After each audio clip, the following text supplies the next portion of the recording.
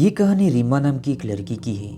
रीमा जब छोटी सी थी तब से ही उसको भूत प्रेत की कहानियाँ पढ़ना, उसकी वीडियो देखना, ये सब बहुत अच्छा लगता था। रीमा को जितना भूतों के बारे में जानना अच्छा लगता था, उतना ही वो भूतों से डरती भी थी। थोड़ी सी भी आँच सुन के वो डर जाया करती थी।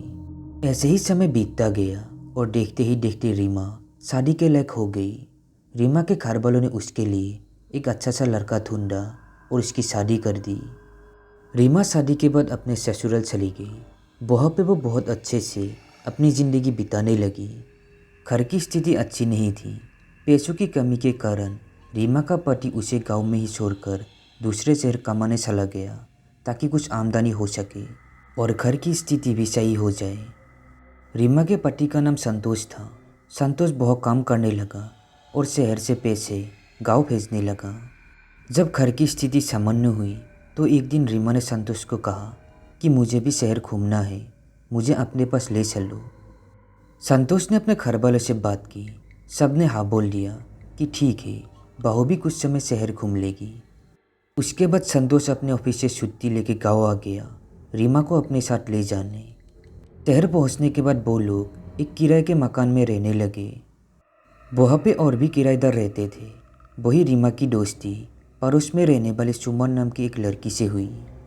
कुछ दिन अच्छे से बीतने के बाद एक रात रीमा को किसी आदमी की डर भरी आवाज़ में चिल्लाने की आवाज़ सुनाई दी।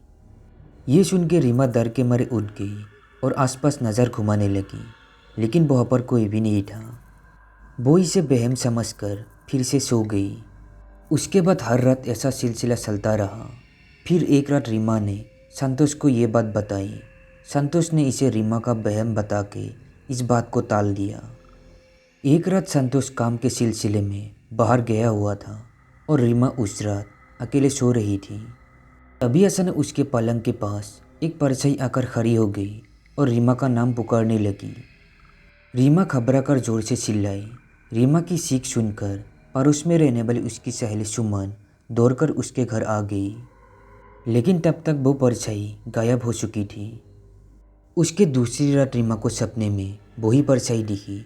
उस परछाई ने सपनों में बताया कि उसकी अस्थियाँ इस कमरे के नीचे दफन है, उनको बाहर निकल के उसे मुक्ति करे। रीमा सपनों से घबरा कर उठ गई और ये बात अपने पति संतोष को बताई, पर संतोष ने इस बात को मानने से इनकार कर दिया और वापस सो गया। दूसरे दिन जब संतोष अपने काम पे गया तब रीमा ने उस कमरे की खुदाई करना चालू कर दिया। तभी उसे वहाँ पर एक बॉक्स मिला। रीमा ने जैसे ही उस बॉक्स को खोला तो उसमें से तेज आवाज़ के साथ एक काला साया निकला और वो रीमा के शरीर में घुस गया। तभी से रीमा की ज़िंदगी बिल्कुल नरक बन गई। रीमा ने सबसे बात करना बंद कर दिया। बार बार उसे नशा करने का मन करने लगा। कितना भी खाना खा ले वो उसका पेट नहीं भरता था। ये सब देख के संतोष परेशान होने लगा। जब रीमा ने एक दिन खुद को मारने की कोशिश की तब संतोष ने अपनी नौकरी छोड़ के उसे अपने गांव ले गया। गांव में भी रीमा की वही हरकतें चालू थी। संतोष और उसके घरवालों को कुछ भी समझ में नहीं आ रहा था कि वो लोग क्या करे।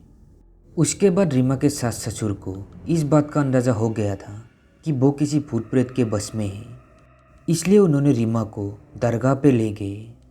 वहाँ पे एक बाबा ने रीमा के अंदर से उस भूत को निकाला और उसके हाथ में धागा बांध दिया, जिसके बाद रीमा ठीक हुई और उसके बाद वो कभी शहर नहीं गई।